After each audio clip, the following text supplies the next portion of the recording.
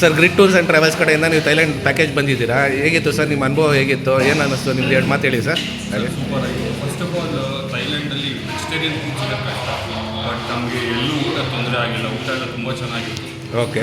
ಚಂದ್ರ ಅವರು ತುಂಬ ಚೆನ್ನಾಗಿ ನೆಕ್ಸ್ಟ್ ಏನು ಹಿಂಗೆ ಅಂತ ಏನು ಯೋಚನೆ ಮಾಡೋಷ್ಟೇ ಇರಲಿಲ್ಲ. ನಾವೆಲ್ಲ ಟಿಕೆಟ್ಸ್ ಇರ್ಬೋದು, ಬುಕ್ಕಿಂಗ್ಸ್ ಇರ್ಬೋದು, ಎಲ್ಲ ತುಂಬ ಚೆನ್ನಾಗಿತ್ತು. ಹೋಟೆಲ್ ಸ್ಟೇ ಎಲ್ಲ ಸಕ್ಕತ್ತಾಗಿತ್ತು.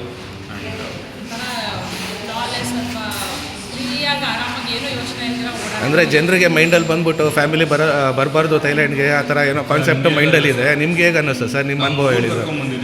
ಮಗು ಜೊತೆಗೆ ಬಂದಿದ್ದೀರಾ, ನಿಮಗೆ ಖುಷಿ ಆಯಿತು.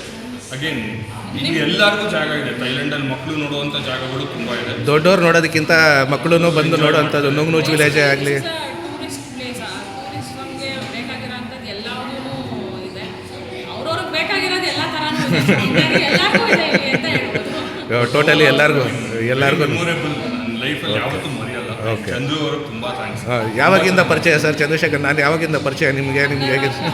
2000 ನಮ್ಮದು ಫಸ್ಟ್ ಟ್ರಿಪ್ ನೀವು ಮಾಡಿಸಿದ್ದು ಮಾರಿಷಿಯಸ್ಸಲ್ಲಿ, 2014. ಸೊ ಅವಾಗಿಂದ ತುಂಬ thanks sir.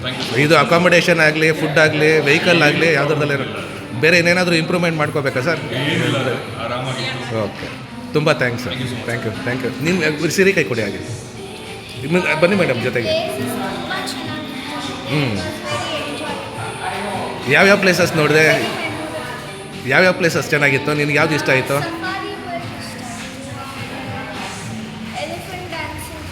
Okay. Dolphin show ತುಂಬ ಚೆನ್ನಾಗಿತ್ತು. ಓಕೆ. ತುಂಬ ಥ್ಯಾಂಕ್ಸ್ ರೀ.